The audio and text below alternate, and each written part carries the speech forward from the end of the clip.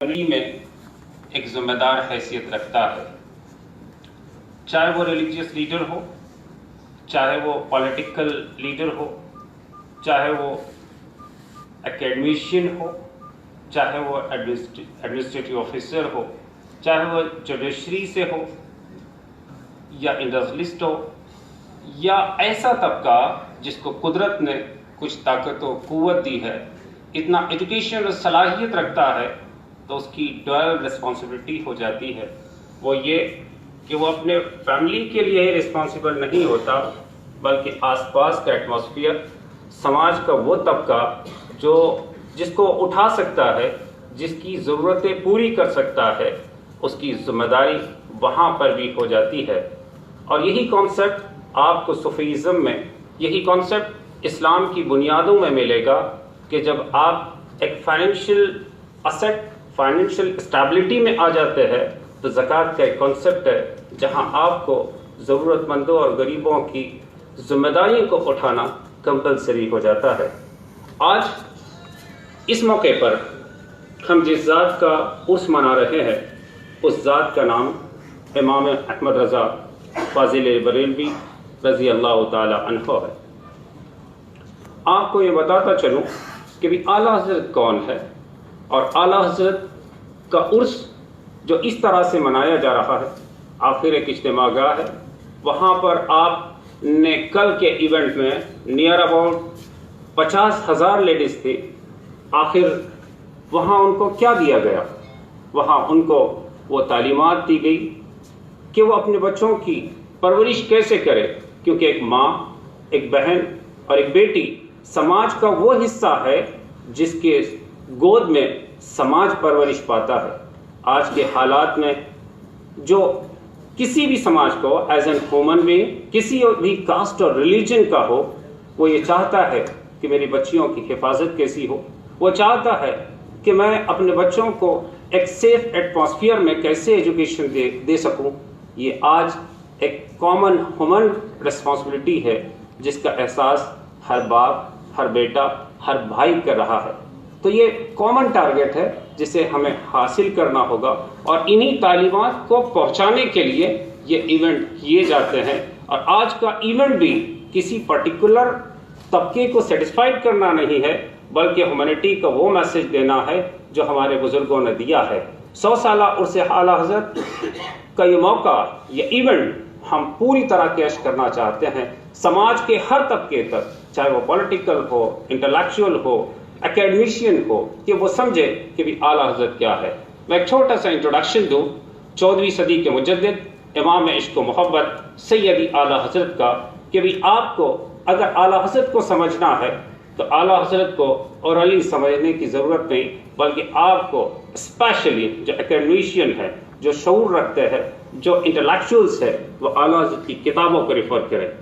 मुझे बड़ा ताज्जुब हुआ कि इवेंट मैंने एक रखा था 2002 में, जब मैंने आला हज़रत की किताबों की एग्जीबिशन रखा, तो उसमें आला हज़रत की किताबें जब मैंने बाहर से बुलवाई, तो आला हज़रत की एक किताब मेरे हाथ लग गई।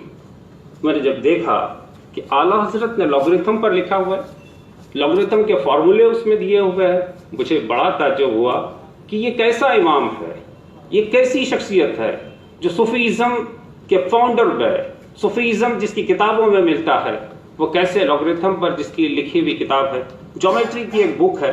इसी तरीके से हमारे यहाँ एक मसले हुआ करते हैं कि बाप की प्रॉपर्टी में बेटी का भी हिस्सा हुआ करता है, और बेटी का हिस्सा, भाई का हिस्सा, बेटों का हिस्सा, और इन हिस्सों में एक ट्रायंगुलर प्रॉपर्टी है।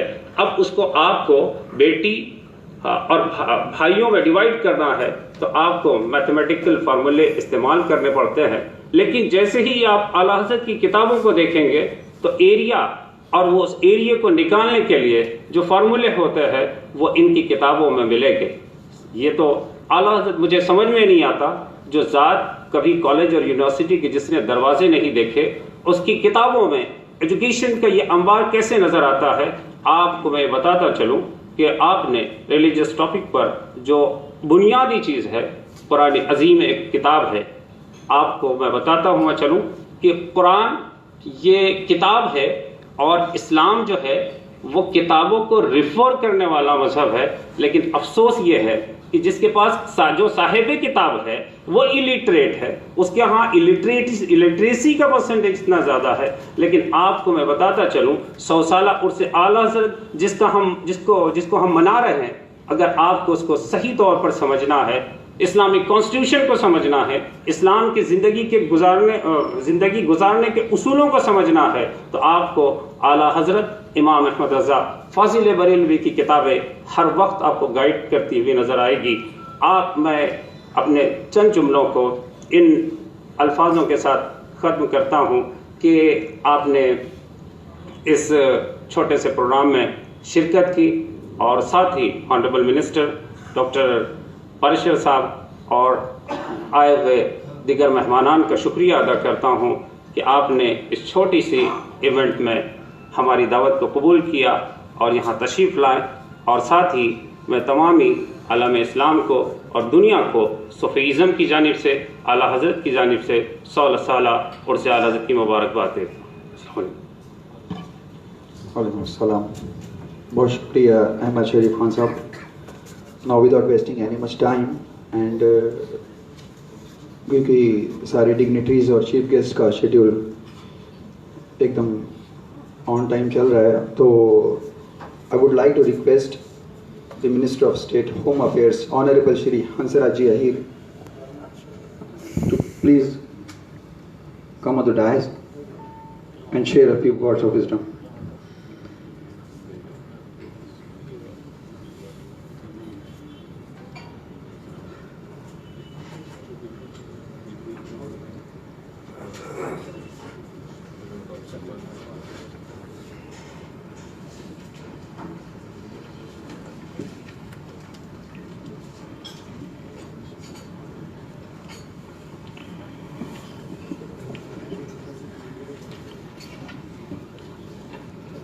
आज के इस जो कार्यक्रम का आयोजन किया हुआ है, जहाँ पर हम अपने इस देश में रहने वाले मुस्लिम भाइयों के प्रति एक सामाजिक दायित्व मानते हुए जिस संस्था ने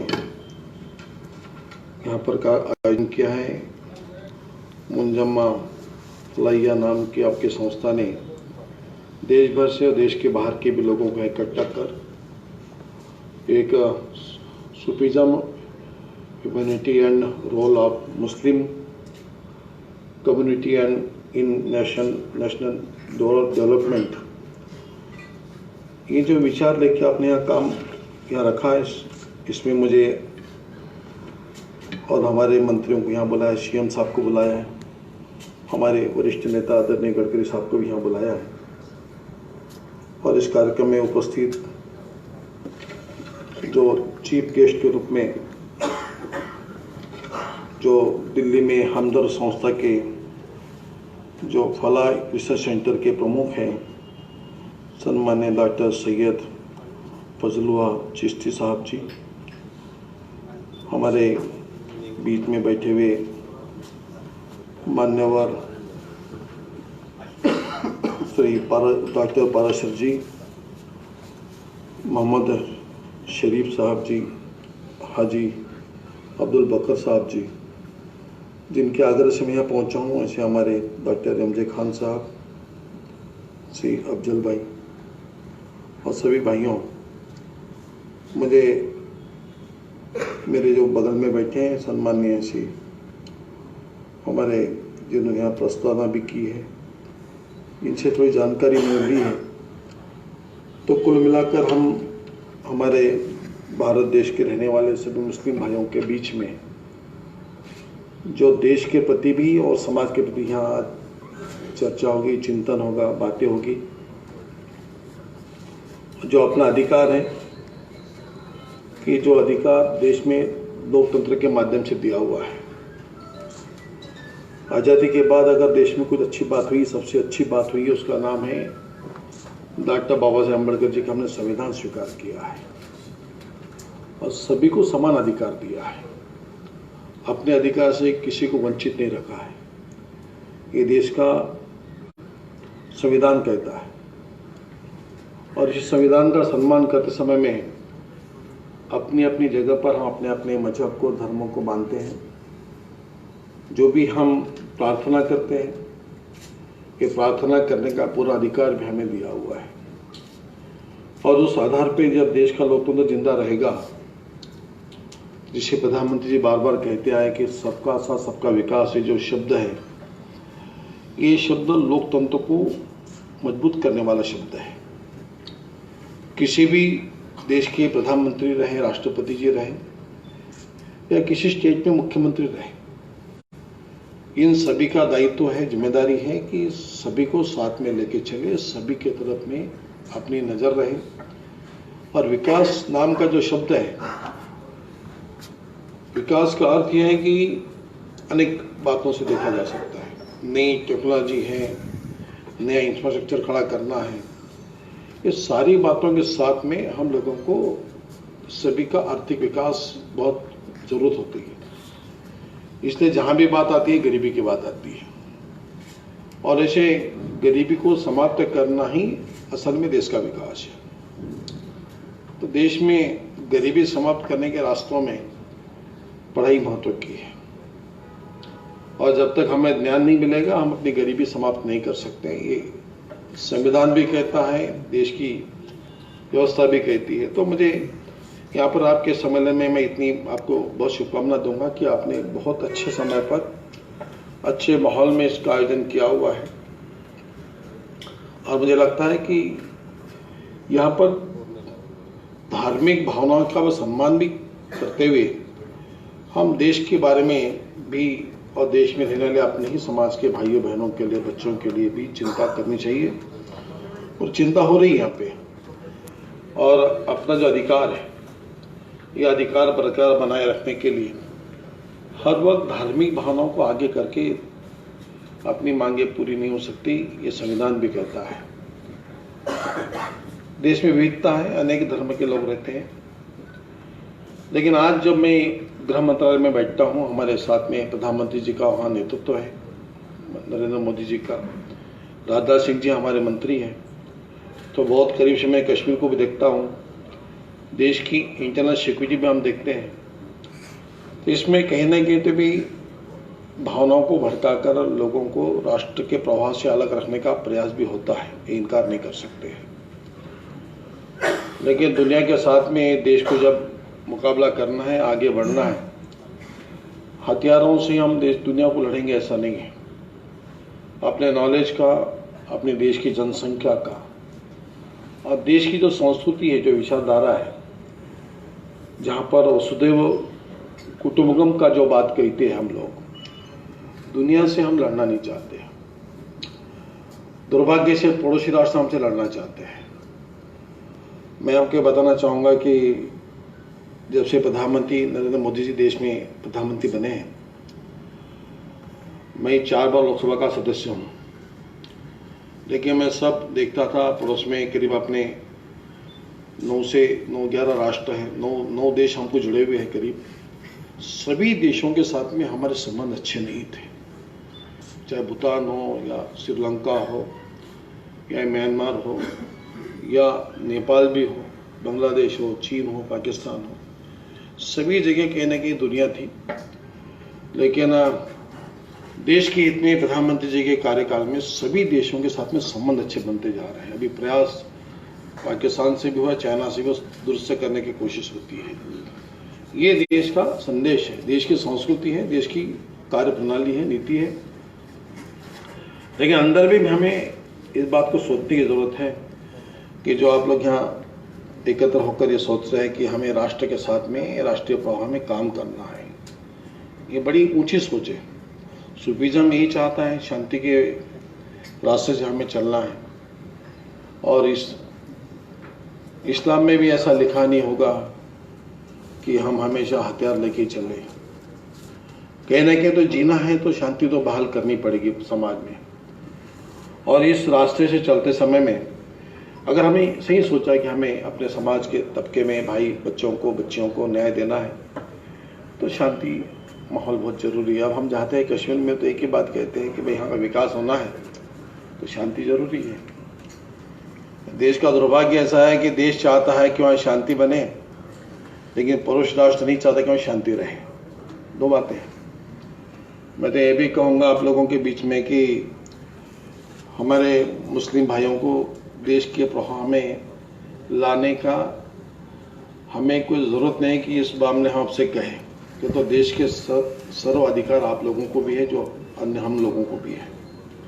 उसके बावजूद भी ये माहौल बनाया जाता है पड़ोसी राष्ट्रों से, और मुस्लिम भाइयों के लिए विशेष करके, कि आप लोगों को यहाँ पर ये सरकार आएगी, वो सरकार आएगी, ऐसा करेगी, वैसा करेगी, खौफ डर पैदा करने की बार बार कोशिश होती रही है, लेकिन हम लोगों ने सुना नहीं। ये भी बात सही है, लेकिन दुर्भाग्य से कश्मीर में स्थिति है, दुरुस्त करना बहुत जरूरी है। यहाँ से संदेश भी जा सकता है आपके बीच में से कि जहाँ पर सबको साथ में लेके चले, सरकार यहाँ स्थापित है, संविधान में हम लोगों को समान अधिकार है, किसी भी सरकार ने साहस नहीं किया कि आपके अधिकार छीने, ये भी सरकार वो नहीं चाहती है। इसलिए आर्थिक विकास हो और एजुकेशन फील्ड में हमारे भी बच्चों को पढ़ाई करते समय में धार्मिक शिक्षण होनी चाहिए। मैंने कल भी मुझे किसी ने पूछा था, कश्मीर में की बात निकली थी कि भाई भगवत गीता, रामायण अभी उर्दू में, कश्मीरी में छापा जाएगा लोगों को पढ़ने के लिए। माना कोई बुरी बात थोड़ी है। मैं खुद भी मराठी में कुरान पढ़ा हूँ, देखा है मैंने, हिंदी में भी देखा हूँ, बाइबल भी मराठी में, हिंदी में हम देखते हैं, और अंग्रेजी में मैं कई बार विदेश गया हूँ तो लोगों के हाथ में भगवत गीता भी मैं देता हूँ। इसमें क्या बात है, देना छपना चाहिए, लोगों को नॉलेज तो बढ़े। विरोध अलग चीज है, क्यों करे पता नहीं मेरे को। तो मैंने ये कहा कि ये तो देश है, सब जगह ज्ञान होना चाहिए, और किसी भी धर्म के नॉलेज से आदमी की ऊंचाई बढ़ती है, जीवन पद्धति में सुधार आता है। और मुझे लगता नहीं कि अरबों लोग जब इस्लाम को मानते हैं, अरबों लोग हिंदुइज्म को मानते हैं, अरबों लोग बाइबल पे विश्वास रखते हैं, तो हमें अधिकार नहीं उनके खिलाफ में बोलने का। तो ये भावनाओं के साथ में देश चलता है। तो यहाँ पर मैं बहुत शुभकामना दूंगा कि मैं प्रधानमंत्री जी ने जो यहाँ सत्ता में आने के बाद में जो प्रयास किए हैं, मैं वहीं गिरूंगा नहीं, लेकिन मैं इतना कहूँगा कि भावनाएं स्पष्ट है। हम लोगों को देश के हित में एक आना पड़ेगा, और सभी मुस्लिम भाइयों को भी ये राष्ट्र के प्रभाव में बहते समय में अपने भी परिवार अर्थात समाज के बच्चों का भविष्य देखने के लिए, ये देश के प्रभाव से बहने के लिए हमें सोचना ही पड़ेगा। और ये मैं नहीं कह रहा हूँ कि हम देश के साथ में नहीं चलते हैं। मैं कश्मीर में मैं देखता हूँ, हमारे कई कश्मीरी जवान पुलिस में भर्ती हैं, मुस्लिम भाई हैं, शहीद होते हैं, शहादत देते हैं, वही पाकिस्तान से आतंकियों से लड़ते समय में। इससे बड़ा प्रमाण पत्र और क्या चाहिए हम लोगों को, हम भी शहादत देते हैं। तो ये इस तरीके से माहौल में हमें और भी कैसे बढ़ावा मिल सकता है समाज में एकत्र आने का, और यही सही रास्ता आपने चुना है। यहाँ जो भी बातें होगी समाज के हित में भी होगी, देश के हित में भी होगी, इसमें मुझे कोई संदेह नहीं है। और इसी भावनाओं के साथ में मैं भी यहाँ आया हूँ। इसी भावनाओं को देखते हुए आप हमारे मुख्यमंत्री महोदय से मिलने गए थे, उन्होंने ना नहीं की, वो भी आना चाहा उन्होंने, गडकरी साहब भी यहाँ आने वाले हैं। तो ये ऐसे माहौल में हम अपने समाज के बाहर में, ठीक है, हम मंत्री के रूप में आपने जरूर बुलाया हम लोगों को, लेकिन जब बुलाया है तो आपने ये स्पष्ट कर दिया है कि हम सरकार के साथ में, और सरकार के साथ में समाज का विकास कर सकते हैं। ये हम सरकार से दूर रह के जो भी राज करता हो, ये नहीं कि आज हमारी सरकार है, और यही लोकतंत्र का सही माध्यम होता है। विकास के लिए सत्ता बहुत बड़ी चीज है, इनकार नहीं कर सकते हैं। तो इसलिए हम राजनीति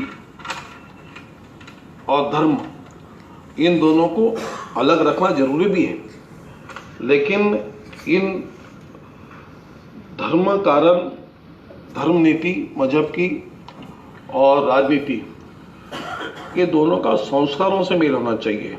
धर्म क्या कहता है, ऐसा कोई धर्म नहीं देश में कि देश के खिलाफ में काम करे। ये बताता है। हर मजहब में ही कहा गया है कि देशभक्ति, अपनी मातृभूमि के साथ में प्रेम करें, उसमें निष्ठा रखें। यही इस्लाम में कहा है, ये हिंदू में कहा है। और इन भावनाओं के साथ में हम लोगों को देश को मजबूत बनाने के लिए ऐसे कॉन्फ्रेंस की अत्यंत आवश्यकता है। मैं शुभकामना दूंगा आपके प्रयास के लिए, और इस माध्यम से हम बहुत कुछ चीज़ देश के लिए देके जा रहे हैं और बहुत कुछ चीज़ देश से मांग रहे हैं। ये भावना मेरी है। मैं पुनः आपको शुभकामना देता हूँ और यहीं पे अपने विचार रोकता हूँ।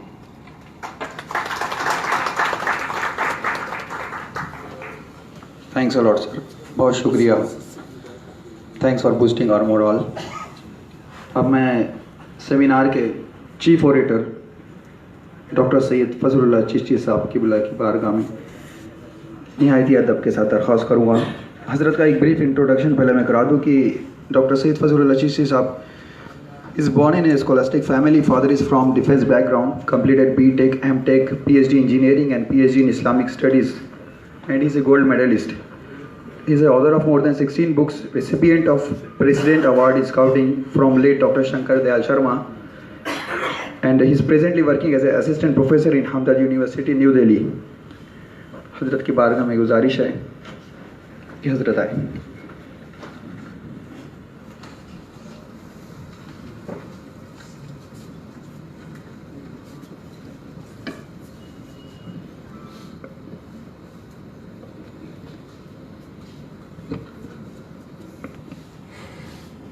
अस्सलामु अलैकुम वरहमतुल्लाहि हुदा। वालेकुम अस्सलाम। अल्हम्दुलिल्लाहि रब्बिल आलमीन वस्सलातु वस्सलामु अला सय्यिदिल Mursaleen.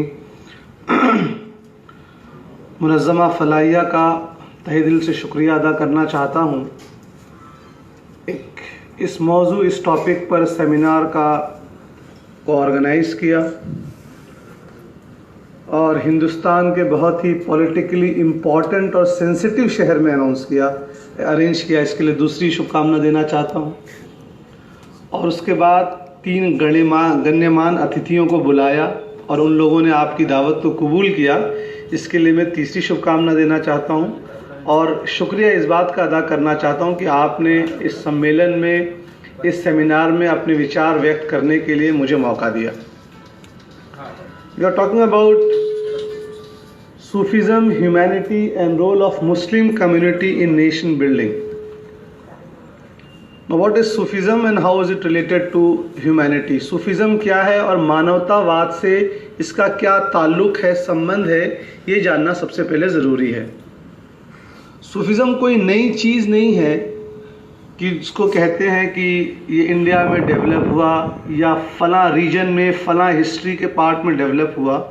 The very core of Sufism is present in Quran.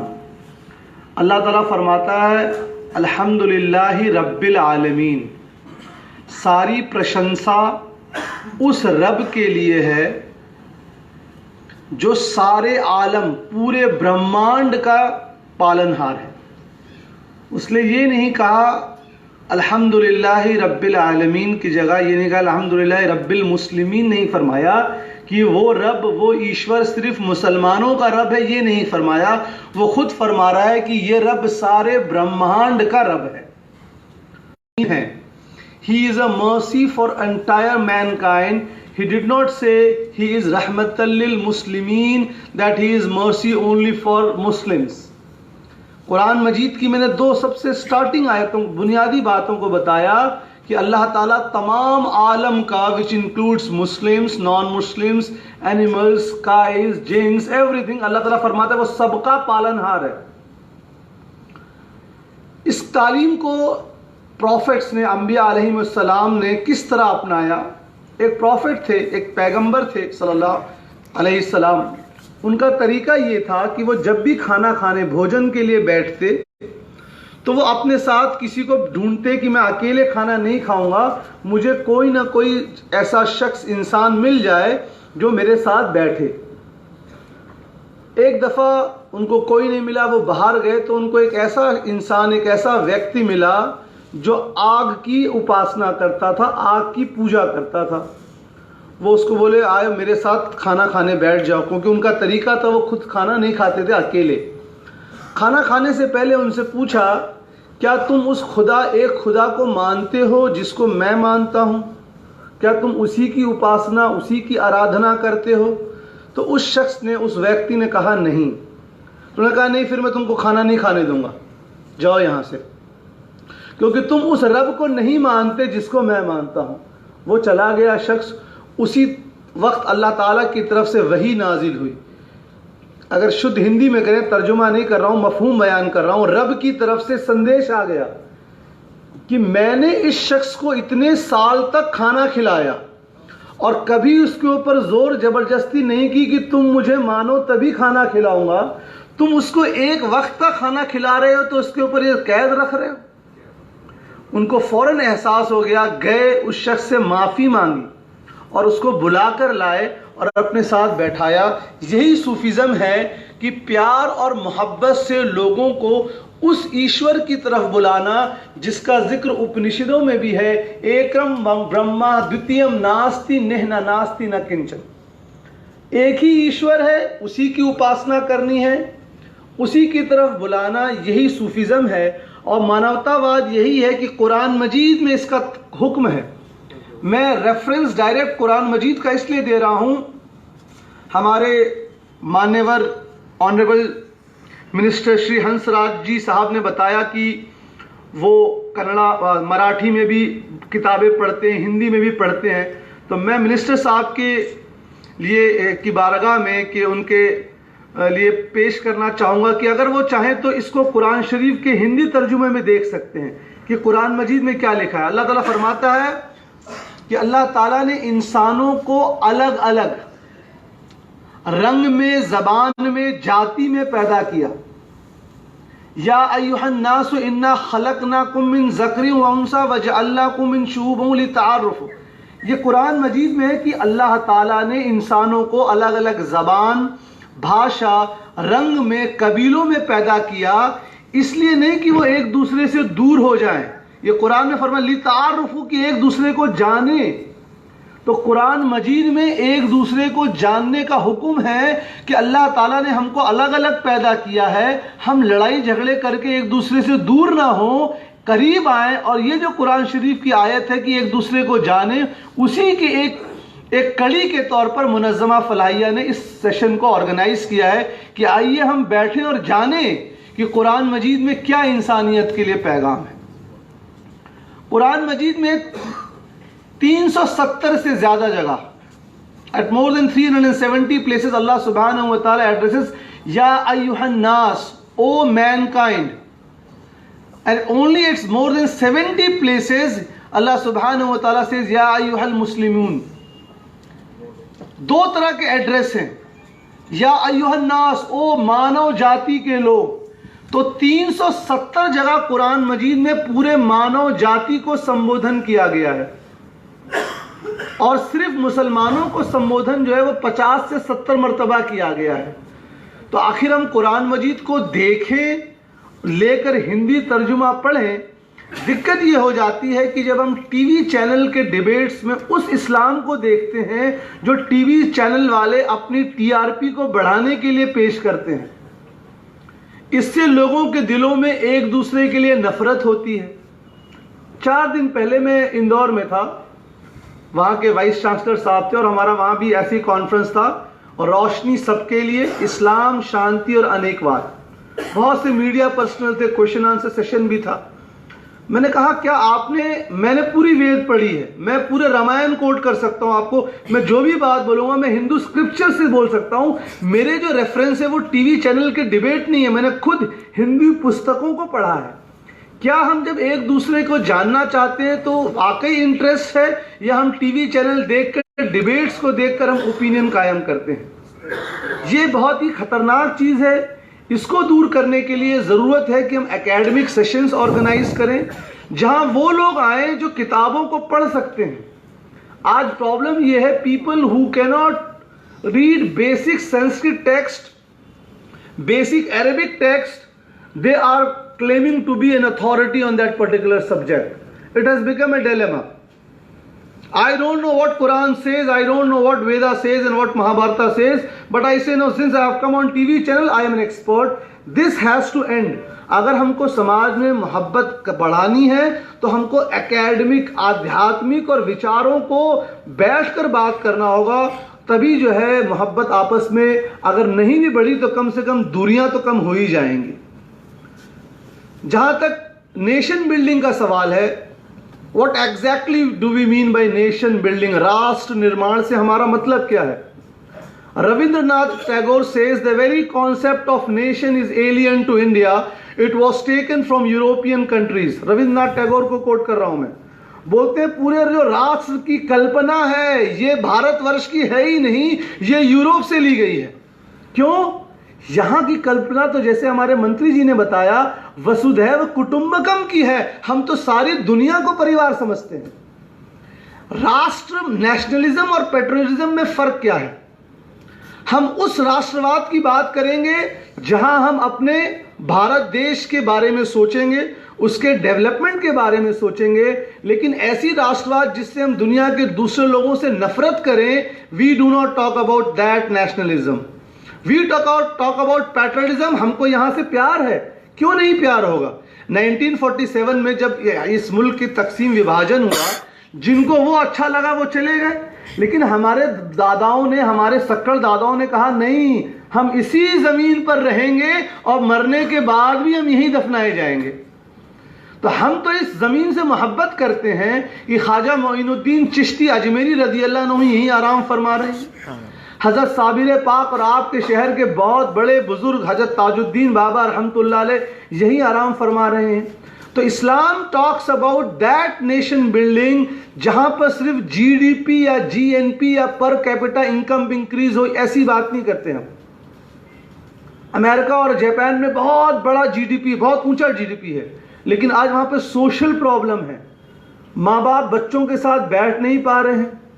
America में वापस रेशियल डिस्क्रिमिनेशन, रंग भेद नीति वापस उरूज पे है।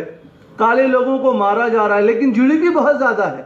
When we say we want to build a strong nation, हम एक बहुत ही मजबूत राष्ट्र का निर्माण करना चाहते हैं, तो इस लफ्ज मजबूत से what exactly do we mean? Do we mean that the GDP should increase and the GNP should increase? No, this is one of the factors. We are not denying this.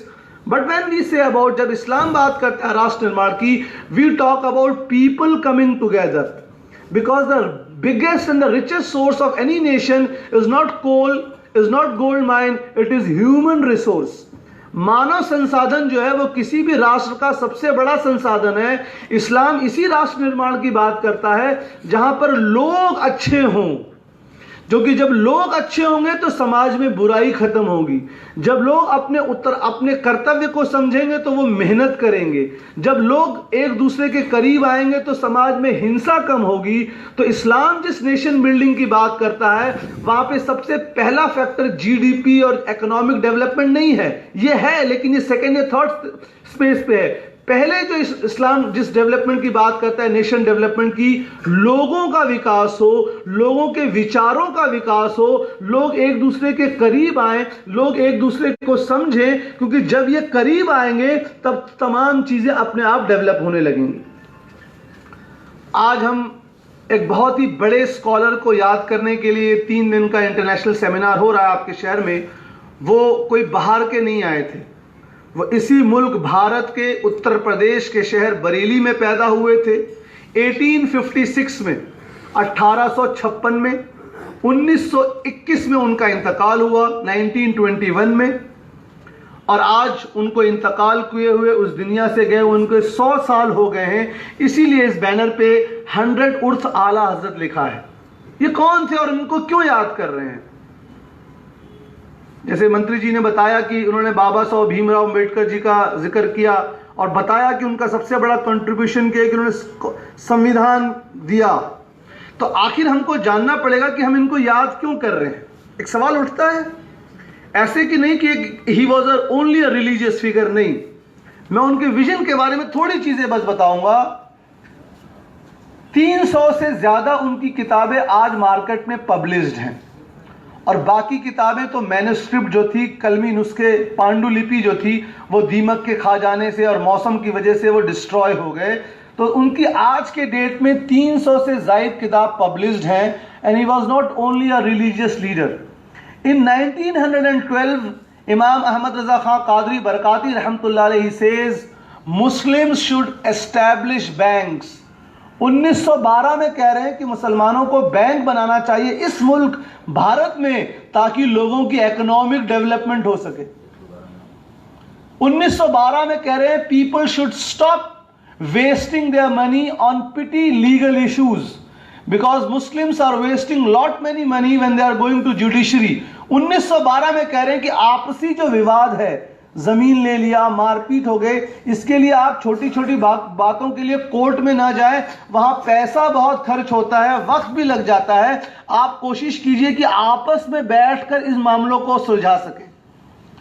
उस विजन को देखिए। आज just for information, आज India के session court में 2 crore 80 lakh pending cases हैं। 2 crore 80 lakh, imagine the number. India के high court में आज की डेट में 40 लाख, मैं सिर्फ हाई कोर्ट्स की बात कर रहा हूं, 24 high courts, 40 lakh pending cases हैं। सुप्रीम कोर्ट में 60,000 पेंडिंग केसेस हैं। और लोग कितना सफर कर रहे हैं हम उसकी बात नहीं करेंगे। हम बोल रहे हैं 1912 में उन्होंने कहा जहां तक हो सके आपसी मसलों को सुलझाओ आपस में। पूछा गया व्हाट अबाउट किलिंग एनिमल्स, जानवरों को मारने के बारे में आप क्या कहते हैं? कहा अगर स्पोर्ट्स के लिए, ट्रॉफी के लिए लोग जो जानवरों को मार कर खाल लगाते हैं स्किन की, मैंने इतने जानवर मारे, कहा यह बिल्कुल गलत है जानवर को मारना। हाँ, अगर भोजन के लिए मार रहे हो, खाने के लिए या किसी दवा के इलाज के लिए तो जायज है, लेकिन टाइम पास के लिए जानवर को मारना बिल्कुल गलत है। पूछा कुछ लोग यूं खाना उठाकर डिस्ट्रीब्यूट करते हैं, इसके बारे में आप क्या लीगल रूलिंग देते हैं? कहा यह खाने का डिसरेस्पेक्ट है, खाने की तौहीन है, ऐसा नहीं करना चाहिए। पूछा कुछ लोग मुस्लिम महिलाओं को पुनर्विवाह करने से रोकते हैं, इसके बारे में आप क्या कहते हैं? कहा इस्लाम में पुनर्विवाह, महिलाओं को पुनर्विवाह की पूरी इजाजत है, पूरी अनुमति है। तो आप इन चीजों को ना अपनाएं जो औरतों के हुकूक को मारे। आप अगर औरतें पुनर्विवाह करना चाहती हैं तो उनको करने देना चाहिए। तो व्हेन वी टॉक अबाउट मौलाना अहमद रजा खान कादरी बरकाती रहमतुल्लाह अलैह, we should also look at his social contribution। उन्होंने समाज के उद्धार के लिए भी बहुत कुछ काम किया। और he was not only known in India, when he went to Arab, the Arab scholar took ijaza, certification from him in the usul of hadith, in the ilm of hadith। So he was a great scholar, और उन्हीं के लिए हम यहाँ बात कर रहे हैं। जहां तक सूफिया इकराम का तरीका है, ये ऐसी बात है जो आकर आप क्रॉस चेक कर सकते हैं। मेडिवल इंडिया में, मध्यकालीन भारत में, सर ने बहुत अच्छी बात बताई कि कश्मीर में एक पहल चल रही है कि रामायण और महाभारत को उर्दू में डिस्ट्रीब्यूट किया जाए। मैं बस इसमें एक पॉइंट ऐड करना चाहूँगा। सबसे पहले अगर किसी ने रामायण और महाभारत को तर्जुमा करवाया उर्दू में, वो Dara Shikoh, who was following the Qadri Sufi order. ये सूफिया इकराम थे, उन्होंने धार्मिक किताबों को लोकल लैंग्वेजेस में, मराठी में, तमिल में, तेलुगु में, मलयालम में, वर्नेकुलर लैंग्वेज में इस्लामिक टेक्स्ट और नॉन इस्लामिक टेक्स्ट दोनों का ट्रांसलेशन किया। क्यों? ये क्यों बहुत बड़ा सवाल है। हम बात करें सोशल नेशन बिल्डिंग क्या होता है। अगर आपने हिस्ट्री पढ़ी हो तो ऐसा भी वक्त था हिंदुस्तान में किसी खास जाति के लोगों को धार्मिक पुस्तकें छूने का हक नहीं था, धार्मिक गोष्ठियों में जाने का उनको अधिकार नहीं था। इन सूफिया इकराम ने बोला भाई हमारे यहाँ कुछ ऐसा नहीं है, हमारे यहाँ आप आइए, बैठिए, हम आपके धर्म की पुस्तक लोकल लैंग्वेज में कन्वर्ट कर रहे हैं, आप पढ़िए, जानिए। तो ये सूफिया इकराम का सबसे बड़ा कंट्रीब्यूशन था कि उन्होंने समाज में भेदभाव को हटाया। ख्वाजा मोइनुद्दीन चिश्ती अजमेरी रजी अल्लाह अन्हु, जो हिंदुस्तान के सुल्तान हैं, उन्होंने कहा सूरज की तरह बनो। उनकी शिक्षा है सूरज की तरह बनो कि जब सूरज रोशनी और गर्मी देता है तो वो ये नहीं देखता कि ये मुस्लिम है, ये गैर मुस्लिम है, ये काला है, ये गोरा है, वो सबको अपनी रोशनी देता है, इसलिए तुमको भी सूरज जैसा बनना चाहिए, तुमसे सबको मुनाफा लाभ होनी चाहिए।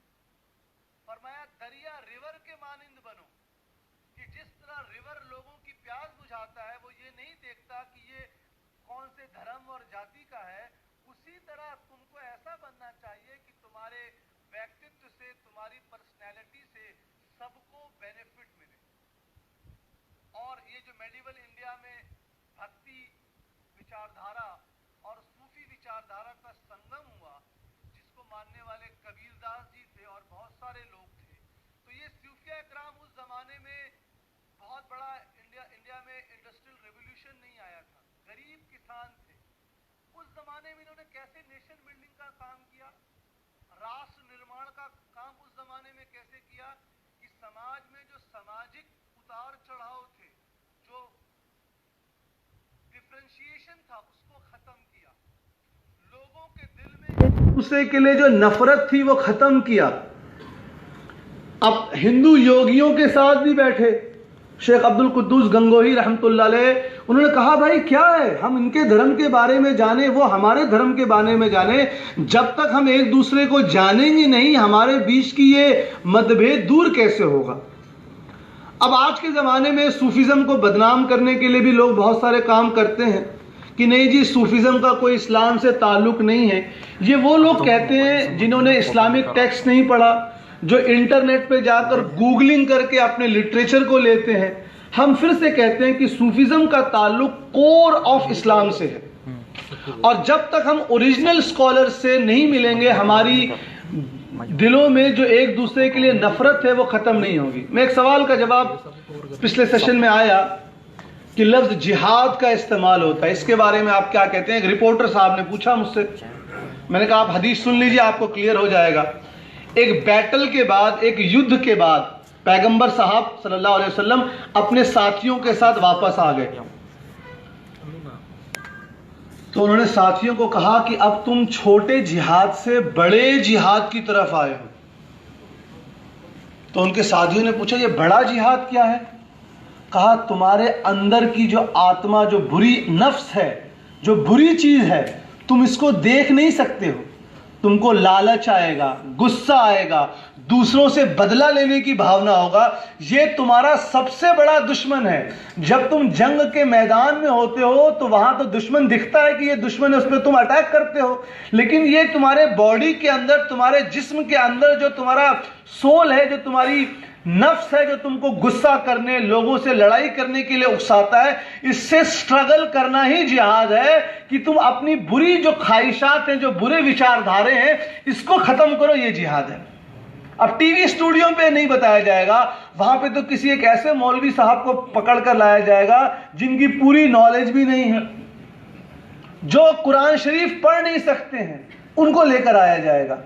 तो आज हमको बहुत सख्त ज़रूरत है हम आने वाले यूथ को बताएं कि सूफिज़म क्या है। इस मुल्क में हम APJ अबुल कलाम हुए, उनका नाम नहीं गिनाएंगे, मुस्लिम थे। शाहरुख खान बॉलीवुड में, हम उनका नाम नहीं गिनाएंगे, he happens to be a Muslim. AR Rahman की म्यूज़िक में कंट्रीब्यूशन है, अजीम प्रेम जी विप्रो के चेयरमैन हैं, ये सब अपने फील्ड में काम कर रहे हैं। लेकिन सूफिया इकराम ने जो काम किया वो ये नहीं कर रहे हैं। सूफिया इकराम ने लोगों के दिलों से नफरत को दूर किया है।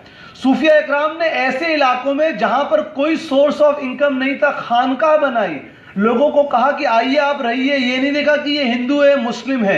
ये नेशन बिल्डिंग का सबसे बड़ा कंट्रीब्यूशन होता है कि लोगों के दिलों से नफरतों को निकाल देना। इस्लाम की तालीम यही है। यहाँ बहुत से, इनफैक्ट ज़्यादातर लोग मुस्लिम बैठे, आपने वो हदीस सुनी होगी, पैगंबर मोहम्मद सल्लल्लाहु अलैहि वसल्लम ने फरमाया तुम्हारा पड़ोसी अगर भूखा सो जाए और तुमने खाना खाया तो तुमको इसका पाप मिलेगा। गौर कीजिए, ये नहीं कहा कि तुम्हारा पड़ोसी का मुस्लिम होना शर्त है, कहा तुम्हारा पड़ोसी किसी भी धर्म का हो, हिंदू हो, मुस्लिम हो, सिख हो, ईसाई हो, अगर वो भूखा है और तुम भरपेट खाना खा रहे हो तो तुम अच्छा काम नहीं कर रहे, तुमको उसके अपने पड़ोसी की हक अदा करना है। हम क्या हमारे मुस्लिम यूथ इसको एक्सेप्ट करते हैं, फॉलो करते हैं? अल्लाह के रसूल पैगंबर मोहम्मद सल्लल्लाहु अलैहि वसल्लम ने फरमाया कि अल्लाह ताला के नज़दीक, रब के नज़दीक सबसे ख़राब शख्स वो है जो लोगों के बीच में लड़ाई लगवाता है। The most hated person in the sight of अल्लाह सुब्हानहू व तआला is the quarrelsome person who creates quarrel between people, जो लड़ाई लगाता है। आज हम देखें, हम मुस्लिम समाज के लोग देखें कि क्या हम अपनी एफिशिएंसी को गलत चीज़ों में लगा रहे हैं। हम सूफिया एग्ज़ाम को फॉलो करने की बात करते हैं। और एक बहुत बात, इस बात को करते हुए अपने स्पीच के एंड की तरफ आ रहा हूँ, हिस्ट्री को वैसा पढ़ा जाए जैसा हुआ था। हिंदी लफ्ज़ इतिहास जो होता है उसकी संधि होती है इति प्लस हास, ऐसा ही हुआ था। लेकिन आज हिस्ट्री बदली जा रही है ताकि लोगों के दिलों में एक दूसरे के लिए नफरत आ जाए। मैं 2-3 एग्जाम्पल देता हूं which you all can cross check. भाई, हिंदुस्तान में बाबर को किसने बुलाया था? बाबर तो हिंदुस्तान का नहीं था ना। Babur was invited by Rana Sanga, who was not a Muslim ruler. Muslim नहीं था Rana Sanga. Rana Sanga based in Rajasthan was fighting with Khilji based in Delhi. Rana Sanga Rajasthan में था, खिलजी जो है वो दिल्ली में थे। एक हिंदू किंग और एक मुस्लिम किंग के बीच में लड़ाई हो रही है। गौर कीजिए, एक मुस्लिम बादशाह और एक हिंदू बादशाह के बीच में लड़ाई हो रही है। लॉजिक क्या बोलता है कि लोग अपने धर्म के लोगों को बुलाएंगे सपोर्ट करने के लिए। राणा सांगा ने किसी हिंदू राजा को नहीं बुलाया, एक मुस्लिम राजा बाबर को दावत दी, आप हमारे मुल्क में आइए और मेरी मदद कीजिए खिलजी को हटाने के लिए। क्यों? क्योंकि बाबर के पास उस समय बेस्ट ऑफ द कैवलरीज, घोड़े सबसे अच्छे थे। बाबर आया, राणा सांगा के साथ मिलकर खिलजी को हटा दिया, लेकिन वो उसका बाप निकला, वो खुद बैठ गया, उसको बैठने नहीं दिया। वो एक अलग स्टोरी है। कहने का मतलब, जब दो बादशाहों के बीच में इतिहास में लड़ाई हुई है तो हम उनको एज ए मुस्लिम बादशाह और एज ए हिंदू बादशाह न देखें। वो बादशाह होते हैं, उनका कोई दीन मजहब नहीं होता, दे फाइट फॉर टेरिटरी। अगर हम उनको लेबल कर दें कि ये हिंदू रूलर था, ये मुस्लिम रूलर था, तब लोगों के दिल में नफरतें पैदा होंगी। शिवाजी बहुत बड़े रूलर थे, क्या उनके आर्मी में मुस्लिम्स नहीं थे? उठाइए, पूरा डॉक्यूमेंटेड है। औरंगजेब मुस्लिम रूलर था, क्या उनके आर्मी में नॉन मुस्लिम्स नहीं थे? तो हम इतिहास में बादशाहों को, राजाओं को हिंदू और मुस्लिम करके लेबल ना करें। अगर हम ये कह रहे हैं तो इसका हमारा यही मतलब है, हमारा यही उद्देश्य है कि हम समाज में लोगों के बीच में नफरत फैलाना चाह रहे हैं। एक बादशाह जो होता है, जब वो लड़ाई करने होता है, वो ये नहीं है हिंदू है मुस्लिम है, जो उसके राज्य में रोल आउट होता है उसको वो मार देता है। तो ये भी मैं इस मुनज़्ज़मा फलाहिया के प्लेटफॉर्म से ये आग्रह करूंगा कि इस तरह के सेमिनार हिस्ट्री के ऊपर भी किए जाएं, कि हम लोगों के बीच में जो हिस्ट्री को लेकर नफरतें पैदा की जा रही हैं, और कुरान शरीफ को टुकड़ों में ना पढ़ा जाए।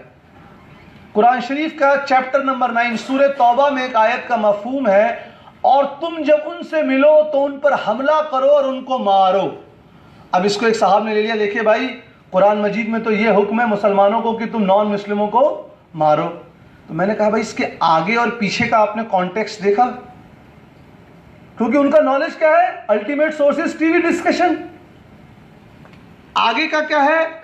जब तुम बैटलफील्ड में अपने दुश्मनों के साथ मुकाबला करो और दुश्मन तुम्हारे जायदाद को लूटे, तुम्हारे बच्चों पर हमला करें, तो तुम उनसे मुकाबला करो और उनको मारो। अब आपने आगे का पूरा हिस्सा निकाल के बीच का हिस्सा ले लिया। आप देख लीजिए, मेरे पास इस समय गीता है। श्री कृष्ण अर्जुन को कहते हैं, हे अर्जुन, तुम इनसे मुकाबला करो। मैं उर्दू में बता, तुम इनसे मुकाबला करो, इनको मारो, इनको हरा दो। तुम ऐसा नहीं करोगे तो तुम अपने पुरुषार्थ को नहीं पाओगे। अब मैं ले लूं और बोलूं कि देखिए जी, यहां अर्जुन को हुक्म हो रहा है लड़ाई करने को। नहीं, यहां श्री कृष्ण अर्जुन को लड़ाई करने के लिए नहीं, जो कौरव, जो दुष्ट थे, जो गलत थे, उनको मारने की बात हो रही है। तो when we are looking at history, it is very important we look with the context in which the surahs were revealed. जब हम हिस्ट्री को देखें तो देखो किस कॉन्टेक्स्ट में, किस संदर्भ में हुआ है। आप सब यहां पधारे और हमारे 2 और गेस्ट का हम इंतज़ार करते रहे, शायद वो आ भी जाएंगे, अच्छी बात है। न भी आए, मुझे बहुत अच्छा है। नागपुर जैसे एक अच्छे शहर में मैं आया, आप सबके सामने अपने विचारों को रखा, और मैं यही बताना चाहूँगा कि हम मरने के बाद भी इसी मुल्क में दफन होंगे और हमको इस मुल्क से कितनी मोहब्बत है ये बताने की ज़रूरत नहीं है। मैं एक मिसाल देता हूँ, कोई भी पड़ोसी कंट्री ले लीजिए XYZ, जब वो हिंदुस्तान पर बॉम्ब गिराएगा, अल्लाह ना करे, तो क्या उस बॉम्ब में लिखेगा कि इस बॉम्ब से मुसलमानों को तकलीफ नहीं होनी चाहिए, सिर्फ नॉन मुस्लिम को होनी चाहिए? अगर इस मुल्क की इकोनॉमी खराब होती है तो मुस्लिम्स भी प्रभावित होंगे। अगर इस मुल्क में शांति व्यवस्था बिगड़ेगी तो मुस्लिम्स के व्यापार भी प्रभावित होंगे। तो मुसलमानों को इस मुल्क से मोहब्बत है क्योंकि यह हमारे मजहब की तालीम है, जहां रहो अमन व अमान से रहो। यह हमारे मजहब की, हाँ हम ये भी मानते हैं कि कुछ कट्टरपंथी लोग हैं, हम इनकार नहीं कर रहे, कुछ एक्सट्रीमिस्ट लोग हैं जिनको मजहब का, रिलीजन का पूरा नॉलेज नहीं है, वो अपने विचारों को रिलीजन बनाकर पेश करते हैं। लेकिन ऐसे एक्सट्रीमिस्ट लोग सिर्फ इस्लाम धर्म में नहीं है, सभी धर्म में पाए जाते हैं। यह हम सब की जिम्मेदारी है कि हम मिलजुल कर एक अच्छे मुल्क भारत की तरफ सोचें। पॉलिटिकल पार्टीज आती रहेंगी, जाती रहेंगी। मैं एक अपॉलिटिकल आदमी हूं, मेरे पॉलिटिक्स से कोई इंटरेस्ट नहीं है। मैं समाज की तरफ ध्यान देता हूं कि अच्छा समाज, आप किसी भी पॉलिटिकल पार्टी को वोट दीजिए, अच्छी बात है, पार्टीज आती हैं चली जाएंगी, लेकिन अगर समाज अच्छा है तो लोगों के बीच में मोहब्बत होगी। अगर लोगों में इल्म का विकास हो रहा है तो समाज का डेवलपमेंट होगा। इसलिए हमको सोसाइटी बिल्डअप, नेशन बिल्डअप की बात करनी पड़ेगी। यही इस्लाम का संदेश है, यही सूफिज्म का संदेश है। वजज़ल्लाहु अन्ना सय्यदना मुहम्मदन सल्लल्लाहु अलैहि वसल्लम।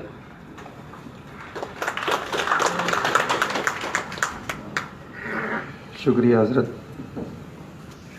ये थे डॉक्टर सैयद फजलुल्लाह चिश्ती साहब, न्यू दिल्ली।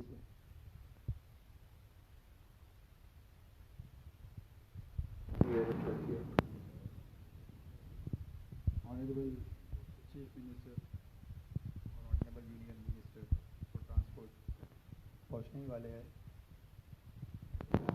बस कुछ देर की बात है।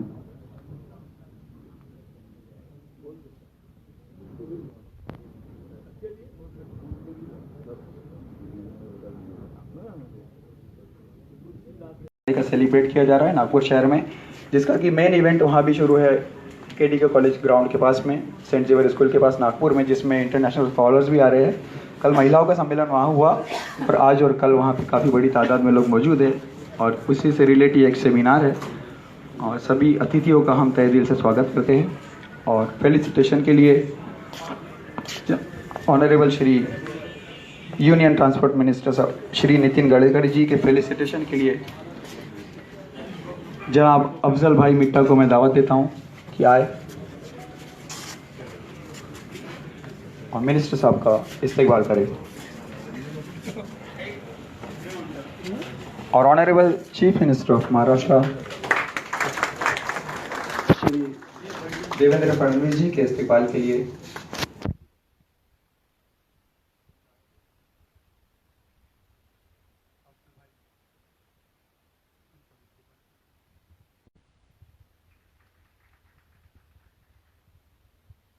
हमारे सेमिनार के चीफ ऑरेटर जनाब डॉक्टर सैयद फजलुल्लाह चिश्ती साहब, इनके इस्तकबाल के लिए हमारे ऑर्गेनाइजिंग सेक्रेटरी जनाब असदुल्लाह खान अशरफी साहब।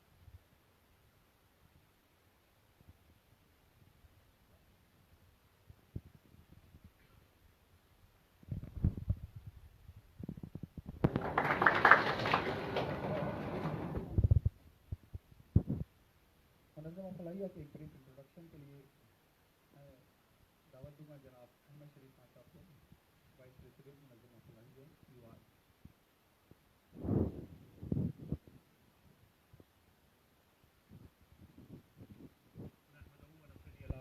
करीम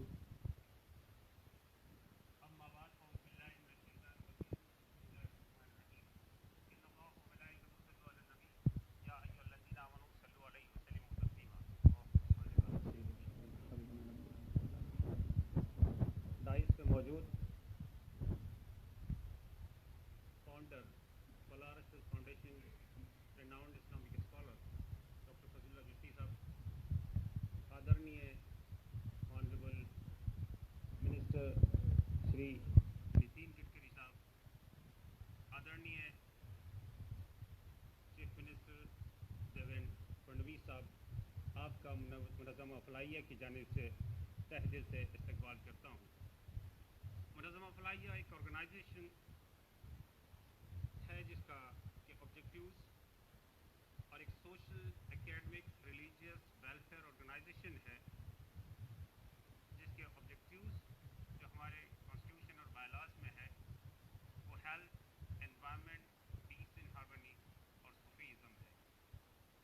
आज जो गैदरिंग है, जो इवेंट है, वो सूफीज़म के हवाले से है और सूफीज़म है जहाँ दिल बदले जाते हैं और ये वो बारगाहें होती है जहाँ हर आम व ख़ास, हर बड़ा व छोटा उस बारगाह में आकर इंसानियत, अमन व शांति, मोहब्बत का दर्स लेता है। जो बेसिक एजेंडा है, यहाँ कहीं हमने एजुकेशन के टॉपिक से इवेंट लिए, प्रोग्राम्स लिए। मुनज़्ज़मा फलाहिया का नेक्स्ट एजेंडा और नेक्स्ट टारगेट एक clean Nagpur, solid waste management. मैं इस हवाले से इसलिए डिस्कस कर रहा हूँ यहाँ पर कि मेरे एक रिलेशन में मामा जी लगते हैं जो नीरी के फाउंडर साइंटिस्ट थे, और साथ ही वो जब मेरे को बताते हैं कि ये नाग रिवर जो है इसका पानी मैंने पिया है, तो और हमारा वजूद इस सरज़मीन से बहुत सदियों पुराना है, और ये इवेंट, ये ऑर्गेनाइजेशन और इसके मेंबर्स, इनका बेसिक ताल्लुक़ नागपुर की उस सरज़मीन से है जहाँ हमेशा अमन व शांति, पीस, और इसकी बुनियादें और इसका क्रेडिट उन सूफियों को जाता है जिन्होंने एक ऐसा माहौल नेचुरली हमको दिया है। जैसे नेचुरली इंडिया के सेंटर में होना ये हमारा बनाया हुआ नहीं है बल्कि कुदरत का दिया हुआ है, ऐसे ही यहाँ पर एक अंडरस्टैंडिंग दिखाई देती है इस नागपुर शहर और विदर्भ के इलाके में, जहाँ कोई ऐसा बैरियर नहीं है जो हमको दूर कर सके। लेकिन इसको आगे लेकर जाना, इसको नेक्स्ट जनरेशन तक लेके जाना, ये हमारा बेसिक एजेंडा है। और उस मौके पर कि जब ये मौका है 100 साला उर्स का, और उस ज़ात के उर्स का जिसको हमको बहुत करीब से देखना चाहिए था, और बड़ी बुनियादी चीज़ें ये है कि अगर इस ज़ात को समझना है तो इसकी लिखी हुई 300 किताबों से आपको समझना होगा, और हमको लिटरेसी और लिटरेट होना पड़ेगा किसी भी टारगेट को हासिल करने के लिए। मुनज़्ज़मा फलाहिया का ये इवेंट, ये इंटरेक्शन जो ये बताने के लिए है कि एक रिलीजियस लीडर की रिस्पॉन्सिबिलिटी क्या है, एक पॉलिटिकल लीडर्स की रिस्पॉन्सिबिलिटी क्या है, एक आम और ख़ास, और जितना ज़िम्मेदार कोई शख्स होगा कम्युनिटी की रिस्पॉन्सिबिलिटी उतनी उस पर ज़्यादा होगी। आज का इवेंट इसीलिए है। इंशाल्लाह उम्मीद है कि हमारी ये बातें हर उस ख़ास और आम तक पहुँचे, हमारी दिल की आवाज़ें उस अथॉरिटी तक पहुँचे जिसे कुदरत ने वो ताकत और क़ुव्वत दी है कि अगर वो इम्प्लीमेंट करना चाहे इस एजेंडे को तो उसके लिए बहुत आसान होगा। मैं तहे दिल से ऑर्गेनाइजेशन की जानिब से सभी आए हुए मेहमानों का, खुसूसी तौर पर चीफ मिनिस्टर देवेंद्र फडणवीस साहब का, आदरणीय नितिन गडकरी साहब का, और डाइस पे मौजूद सारे मेहमानों का शुक्रिया अदा करता हूं कि उन्होंने अपने बिजी शेड्यूल में अपना कीमती वक्त दिया। अस्सलाम वालेकुम रहमतुल्लाहि व बरकातहू। वालेकुम अस्सलाम व रहमतुल्लाहि व बरकातहू। Honourable minister of state home affairs Shri Hansraj ji Ahir यहाँ मौजूद थे और उन्होंने भी स्पीच दिया है, और उनका शेड्यूल ऑलरेडी डिफाइंड था इसलिए वो गए। अब मैं रिक्वेस्ट करूँगा बहुत ही अदब के साथ जनाब श्री ऑनरेबल चीफ मिनिस्टर साहब श्री देवेंद्र जी फडणवीस साहब से कि वो हमारा मार्गदर्शन करें।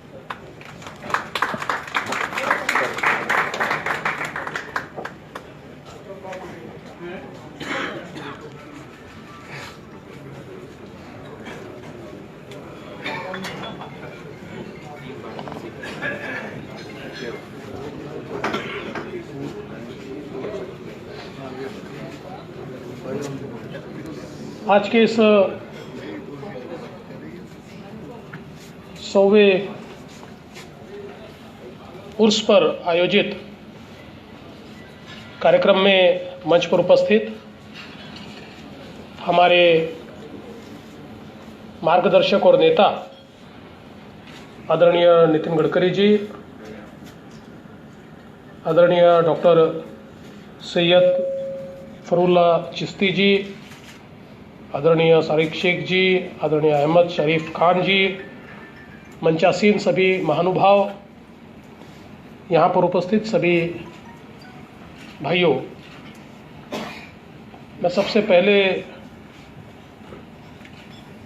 आला हजरत के इस 100वें उर्स के मौके पर उनको प्रणाम करता हूँ और जिस प्रकार से उन्होंने अपने जीवन में कई लोगों को प्रेरित किया, मार्ग दिखाया और कई लोगों की जिंदगी में बदलाव लाया, उसी से प्रेरणा पाकर हम सभी लोग अपने जीवन में काम करें, ऐसी उम्मीद भी मैं आज के इस मौके पर करता हूं। हम लोग ये सभी मानते हैं कि सूफीज़्म एक ऐसा विचार है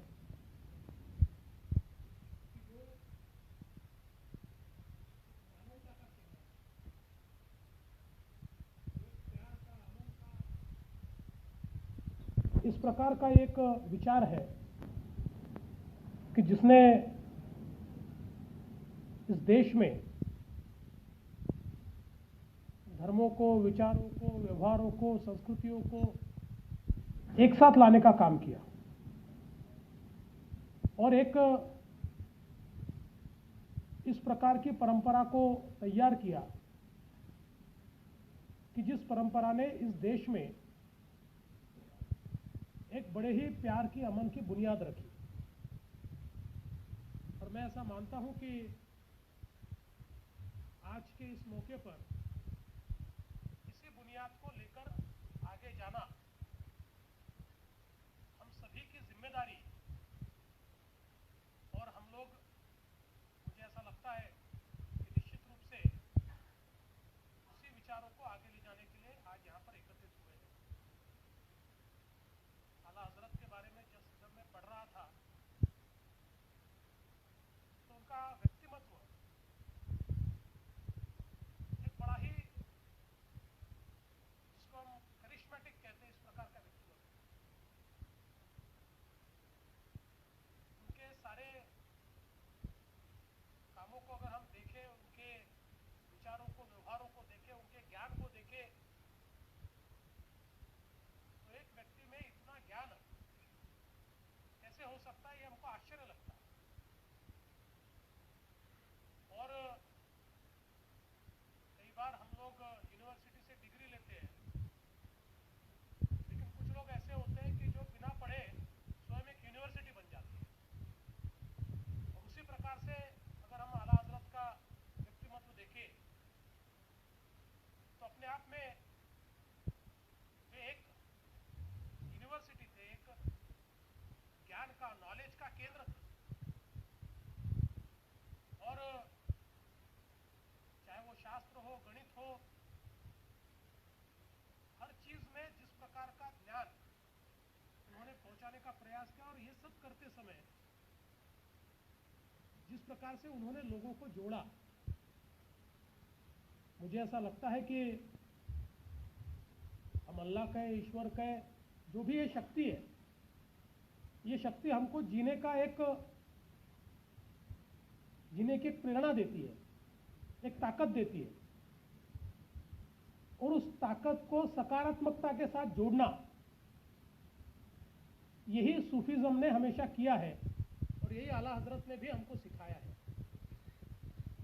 और इसलिए मुझे लगता है कि आज जब हम लोग ये 100वां उर्स मना रहे हैं, उस समय इन सभी विचारों को हम हमारे आने वाली पीढ़ियों के पास कैसे पहुंचाएं।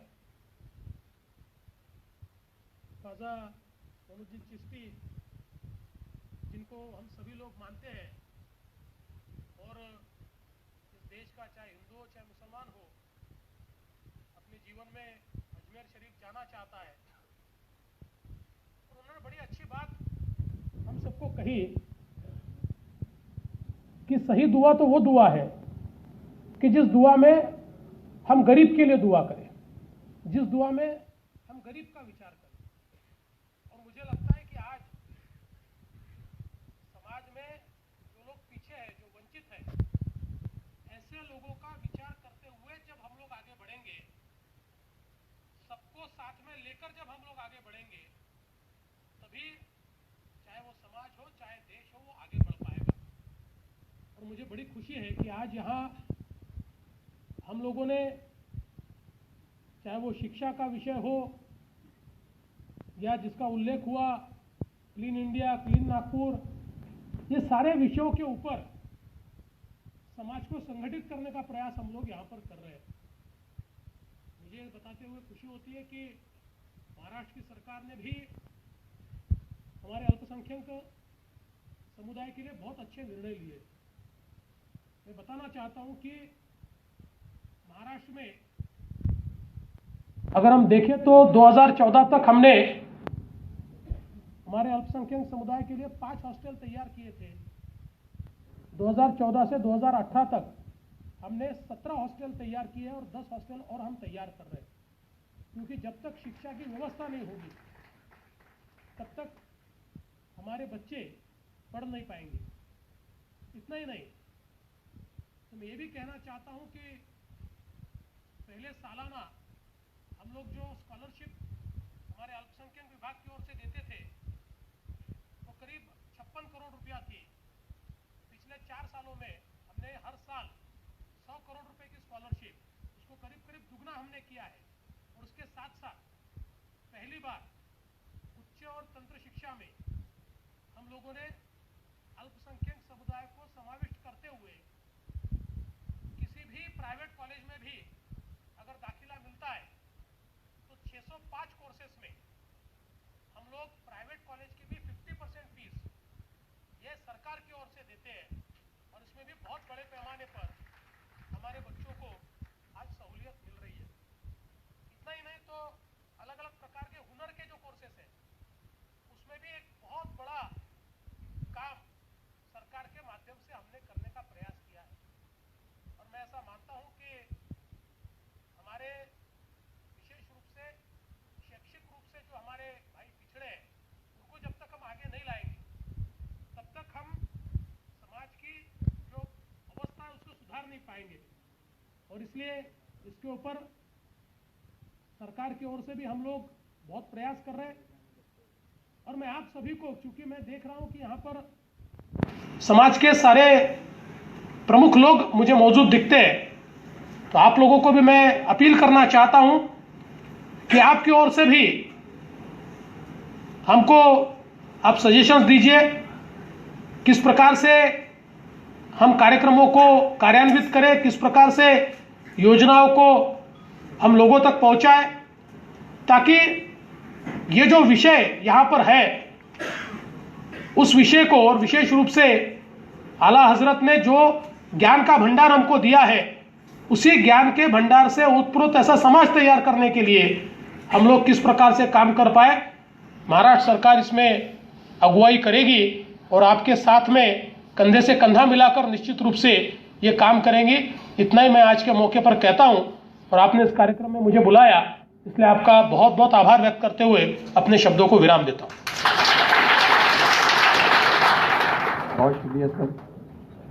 ऑनरेबल चीफ मिनिस्टर साहब ने जिस तरह से आला हजरत तारीफ बयान की और उनके ज्ञान का उल्लेख किया, उससे जहाँ हमारे दिलों को खुशी मिली, उससे इस बात की भी खुशी मिली कि चीफ मिनिस्टर साहब ने किस तरह से आला हजरत के ऊपर में खुद भी पहले थोड़ा सा स्टडी किया और उसके बाद में हम तक वो बातें पहुँचाई, जिसे सुनकर हमारे दिलों को वाकई में खुशी मिली।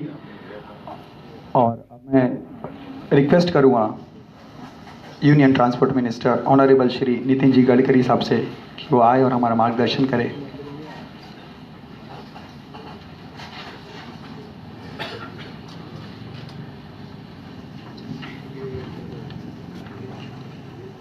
महाराष्ट्र के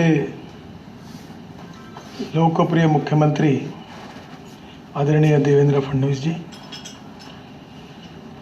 मंच पर उपस्थित आदरणीय डॉक्टर सैयद फजलुल्लाह चिश्ती जी, माननीय श्री अहमद शरीफ खान जी, मिस्टर शरीक शेख जी, उपस्थित सभी मान्यवर भाई और बहनों, सबसे पहले मैं आप सबको धन्यवाद दूंगा कि सूफीज़म को लेकर हमारे देश के विकास की भूमिका और उसका आधार कैसा होगा, इस पर विचार करने के लिए इस विचार गोष्ठी का आपने आयोजन किया है। हमारे देश में विचार भिन्नता का नहीं, विचार शून्यता का प्रॉब्लम है, क्योंकि कोई विचार उसको होते हैं जिसकी कोई दिशा होती है। अब तो स्थिति ऐसी है कि मैं तो चला जिधर चले रास्ता, मुझे क्या पता कहाँ मेरी मंजिल, मैं तो चला जिधर चले रास्ता, ये कहानी बनी हुई है। पर विचार करने वाले लोग समाज में बहुत कम होते हैं। जितने सोशियो इकोनॉमिक ट्रांसफॉर्मेशन हुए हैं, जितने रिवोल्यूशंस हुए हैं, वो करने वाले लोगों की संख्या हजारों में नहीं थी, न लाखों में थी। वो बहुत सैकड़ों में कम लोगों ने ये काम किया है, और ये कम लोगों की क्वालिटी और गुणवत्ता ही समाज को दिशा देती है। Ethics, economy, ecology and environment, ये तीन बातों पर वर्गीकरण होता है। जहाँ इथिक्स की बात होती है वो हमारे सामाजिक परिवर्तन के दृष्टि से हम जो व्यक्ति को संस्कारित करके उसको बनाकर जो संस्कारित समाज और समाज बनाते हैं, उसका आधार सिद्धांत होते हैं, इथिक्स होते हैं। इथिक्स अलग अलग प्रकार के होते हैं, पर अंतिमता उसका जो भावार्थ होता है वो एक ही है। हमारे यहाँ संस्कृत में एक कहावत है, एक सुभाषित है, आकाशात पतितम तोयम यथा गच्छति सागरम सर्वदेव नमस्कार केशवम प्रति गच्छति। उसका एक मराठी में कवि ने अनुवाद किया है कि पडे खाल तिजे नभातून पाणी, जसे सागरा तेच मिळून जाई, नमस्कार कोण्याही देवास केला, परी शेवटी तो पोचतो केशवाला। जैसे बरसात का पानी गिरने के बाद नदियों को मिलता है और नदी का पानी सागर को मिलता है, वैसे आप अल्लाह को नमस्कार करो या राम को करो या भगवान श्री कृष्ण करो या महावीर को करो या बौद्ध को, भगवान गौतम बुद्ध को करो, अंतिमता वो भगवान को ही पहुँचता है। और इसलिए आज स्वाभाविक रूप से धर्म के बारे में सुप्रीम कोर्ट ने अच्छी व्याख्या की है। कौन मस्जिद में जाता है और कौन मंदिर में जाता है, इसका संबंध धर्म से नहीं है। उन्होंने कहा है कि it's a way of life, जीवन जीने का एक मार्ग है। और इसलिए स्वाभाविक रूप से हम सब लोग जिस विचारों को लेकर जीवन में चलते हैं, वो विचार और सिद्धांत बहुत महत्वपूर्ण है। सूफीज़म जो विचार है वो उदारवादी विचार है, मानवता के कल्याण का विचार है, और सहिष्णुता, सहजता, सरलता, सर्वसमावेशकता, ये हमारी भारतीय संस्कृति की विशेषता है। मैं कहूँ वही सच है और मैं कहूँ वही भगवान है, ऐसी सोच से तो कोई समाज और देश चल नहीं सकता। और इसलिए आने वाले समय में हमारे विचार के आधार पर हमारी भविष्य का विचार करना, जिसको हम फ्यूचरिस्टिक थिंकिंग कहते हैं, वो केवल रिलीजियस और सोशल नहीं है, वो टेक्निकल और साइंटिफिक विजन है जो हमारे जीवन को सस्टेनेबल बनाने के लिए उपयोगी है। और सबसे महत्वपूर्ण बात है education, knowledge.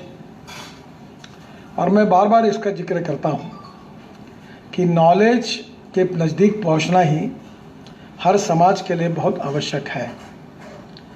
Innovation, entrepreneurship, technology, science and technology, research, skilled, इसको हम नॉलेज कहते हैं। और conversion of knowledge into wealth हमारा भविष्य है। गरीबी, भूखमरी, बेरोजगारी से हम त्रस्त हैं। और ये भी कहा गया है कि no philosophy can be taught to empty stomach. खाली पेट को कोई तत्वज्ञान सिखाया नहीं जा सकता। और इसलिए मूलभूत लेवल पर सबसे महत्वपूर्ण समस्या जो है वो गरीबी, भूखमरी और बेरोजगारी की पहले है।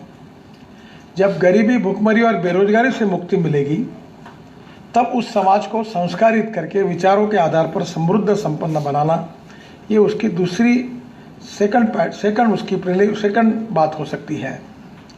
और इसलिए स्वाभाविक रूप से शिक्षा के प्रभाव से ही समाज की प्रगति हो सकती है। जो रिलीजियस थिंकिंग है, जो हमारे सामाजिक विचार है, वो हमारे व्यक्तित्व को प्रगल्भ, समृद्ध और संपन्न बनाएंगे। और जो हमारे विचार हैं, जो विचारों को लेकर हम समृद्ध और संपन्न समाज का निर्माण करने जा रहे हैं, वो विचार स्वाभाविक रूप से इकोनॉमिक थॉट्स के रूप में हमें आते हैं। Economic thought, socio economic transformation और रिलीजियस थिंकिंग, तीनों के बीच में पुल बांधकर अपने विचारों को आगे ले जाना और देश और समाज के प्रति प्रगति और विकास की ओर जाना, ये उसी का मार्ग है। और मैं मानता हूँ कि इसलिए समाज मन को एक ऐसा माइंड सेटअप बनाना होगा कि जो तीनों बातों को स्वीकार करके आगे जाए। दुर्भाग्यवश चुनाव 5 साल के बाद होते हैं।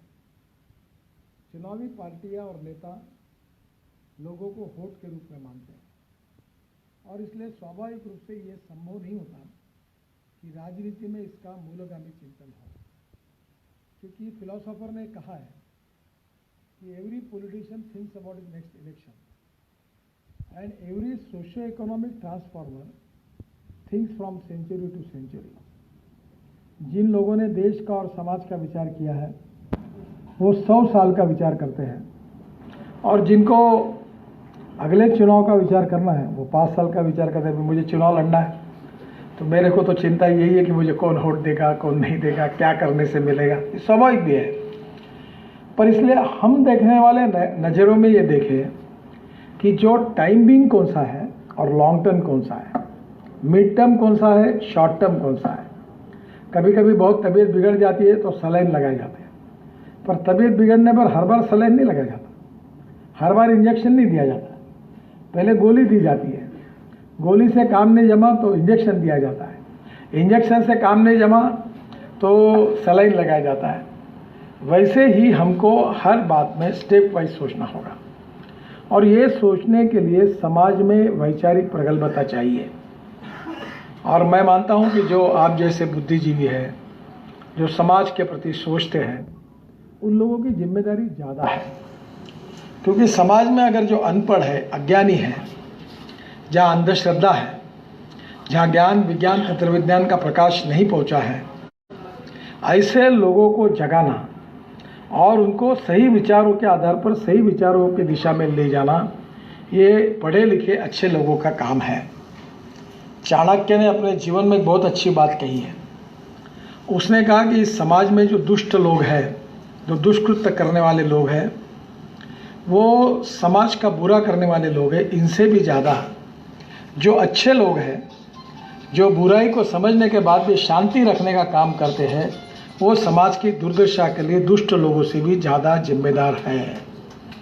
और ये मुझे लगता है कि ये बात है कि बेचारा जो समझता नहीं, वो कुछ गलत करता है तो उसको दोष नहीं देना चाहिए, पर जो पढ़े लिखे हैं, जो समझदार है और जो समाज का और देश का और सबका हित जानते हैं, जो ज्ञान, विज्ञान, तंत्रविज्ञान को जानते हैं, जो इस बात को महसूस करते हैं कि कौन सी आवश्यक बात है और कौन सी नहीं है, वो लोग जब शांति केवल स्वीकारते हैं वो दुष्टों से भी ज़्यादा जिम्मेदार है। और इसलिए सूफीज़म ऐसी बात है कि जो मानवता के आधार पर समाज को बदलने की एक नई दिशा देने वाला विचार है। और एक तरफ फंडामेंटलिस्ट, एक्सट्रीमिस्ट और टेररिस्ट थिंकिंग भी मौजूदा उपस्थित है। हमें यह करना होगा कि जो अच्छे हैं उनको मजबूत करना होगा, उनके पीछे खड़े होना होगा, और समाज के लिए जो बुरा है, जो घातक है, जो समाज के लिए उपयोगी नहीं है, उसका प्रतिकार करके उसको रोकना होगा।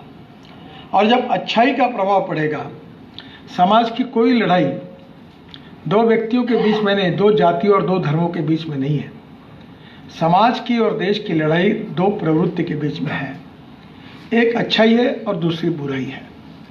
हम जहाँ भी हो, हमें स्वातंत्र है कि हम कौन से मंदिर में जाएं, कि मस्जिद में जाएं, किस भगवान की पूजा करें। हमारे फंडामेंटल राइट जीवित है, हमारे डेमोक्रेटिक राइट अधिक जीवित है। लोकतंत्र को हमने स्वीकार किया है, हमें कोई किसी प्रकार की आपत्ति हमें ऊपर कोई उठा नहीं सकता। पर हम उसके साथ साथ इस समाज के हितैषी के रूप में और समाज में सबका कल्याण हो, विश्व का कल्याण हो, और मुझे लगता है कि यही भाव मन में रखकर जो सूफीज़म की बेसिक सोच थी, वो समाज के सुदृढ़ समाज को निर्माण करते समय सबके कल्याण की बात उसमें की है, मानवता की बात की है, इंसानियत की बात की है। मेरा निश्चित रूप से आपसे आग्रह है कि एक तरफ मानवता और इंसानियत का सोचें, दूसरी ओर ज्ञान विज्ञान तंत्र विज्ञान का उपयोग करके समाज की गरीबी, भुखमरी, बेरोजगारी को दूर करें, और दोनों बातों के समन्वय से समृद्ध, संपन्न, शक्तिशाली देश और समाज निर्माण करें। और मुझे लगता है ये उसी से संभव होगा। और ये काम कोई राजनीतिक दायरों से देखना भी नहीं चाहिए, क्योंकि लाल चश्मा दिखाए तो दुनिया लाल दिखती है, हरा लगाया तो हरी दिखती है, पीला लगाया तो पीली लगती है। आवश्यकता है इस बात की कि गॉगल फेंक दो, आंखें खोलो, सही देखो। अगर गधा है तो गधा को, घोड़ा है तो घोड़ा को, हाथी हो तो हाथी को। कुछ लोग हमें कहते हैं कि बुक में लिखा है कि ये गधा है, अगला हाथी दिख रहा ना, वो बोले छोड़ दो, क्या दिखा है, नहीं लिखा क्या है वो देखो। तो लिखने की कोई बात शाश्वत नहीं होती, क्योंकि काला ये तस्मे नमा, जो कल है वो आज नहीं, आज है वो कल नहीं। समाज बदल रहा है, समय के साथ जो भावार्थ होता है, जो विचार का मुख्य स्पिरिट होता है, वो कभी नहीं बदलता। और ये सभी कहते हैं, सुप्रीम कोर्ट में भी केशवानंद भारती केस में हमारे सुप्रीम कोर्ट ने निर्णय दिया है कि salient features of the constitution can not be change. और इसलिए जो भावार्थ है, जो विचारों का आत्मा है, जो सूफीज़म में बताया गया है, ह्यूमैनिटी का विचार है, मानवता का विचार है, ये कभी नहीं बदल सकता। मीन्स एंड मेजर बदल सकते हैं। एक समय धोती पहनने वाला था, फिर फुल पैंट पहनी, अब जीन की पैंट पहनी, अब कुछ हवाई जहाज में हाफ पैंट पहने हुए दिखते हैं क्योंकि समय के अनुसार लोग बदलते जाते हैं। पर ये ऊपर का रूप है, जो दिल की सोच है ये कभी नहीं बदल सकती, क्योंकि वो परमानेंट होती है। उसकी आस्था, उसकी विचारों के गभितार्थ स्पिरिट के साथ जुड़ी हुई रहती है। और स्पिरिट को आत्मसात करते हुए, और जैसे मैंने कहा कि भविष्य का विचार करते हुए, उस विचारों के आधार पर हमारे देश को हम कैसे मॉडल बनाएं, इसको सोच के आगे जाना। हमारी भी प्रगति होगी, हमारे साथ जो लोग हैं उनकी भी प्रगति होगी, और हमारे समाज को भय, भूख, आतंक, भ्रष्टाचार से मुक्त, गरीबी, भूखमरी, बेरोजगारी से मुक्त, गरीबी बहुत खराब है, इससे मुक्त करके एजुकेशन, हेल्थ सर्विसेज, इसमें अच्छी सेवाएं कैसे प्राप्त हो, रहने के लिए घर कैसे मिले, रोटी कपड़ा और मकान कैसे मिले, हाथ को ईमानदारी से काम कैसे मिले, और सस्टेनेबल जीवन कैसे मिले, यही विचारों के आधार पर आखिरी में अंतिमता उद्दिष्ट होता है। मेरा विश्वास है कि निश्चित रूप से सूफीज़म का विचार करते हुए, हम लोग पूरा विचार करते हुए अंतिमतः इस समाज के जो सर्वांगीण उन्नति और विकास की संकल्पना को लेकर जा रहे हैं, वो पूरी करने की प्रेरणा निश्चित रूप से यहाँ से मिलेगी, ये विश्वास व्यक्त करते हुए और आप सबको बधाई देते हुए अपनी बात को समाप्त करता हूँ। धन्यवाद। बहुत शुक्रिया sir, thanks a lot for the wise word of wisdom. I would like to specially mention here that Honorable Shri Nitin Ji Gadkari is known for his heartly charity works for the underprivileged in the Muslim community, and now अभी ये certificate हमारे chief guest के हाथों seminar के हमारे मुख्य अतिथियों को दिया जाएगा, खासतौर पर चीफ ऑडिटर साहब डॉक्टर सैयद फजलुल्लाह चिश्ती साहब को।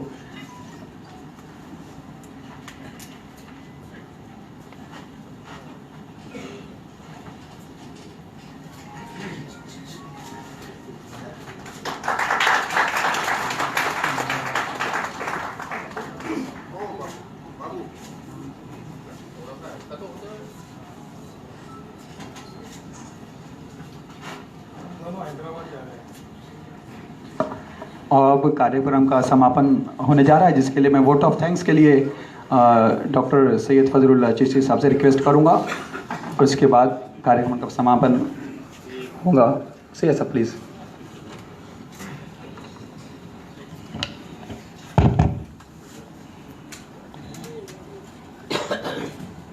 Honorable Shri Nitin Gadkari Saab, Minister for Union Minister for Transport, and Honorable Shri Devendra Fadnavis Saab, Chief Minister of Maharashtra, and all the distinguished guests.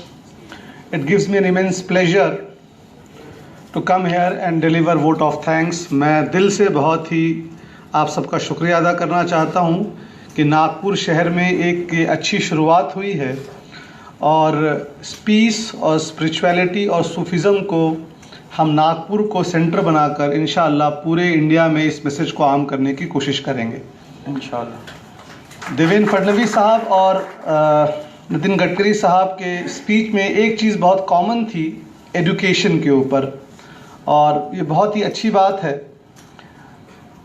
Chanakya की बात हो रही थी तो चाणक्य ने कहा किंग कुलेन विशालेन विद्याहीनस्य देवीन अकूलिनोपि विद्यावानवरपि सब पूज्यते।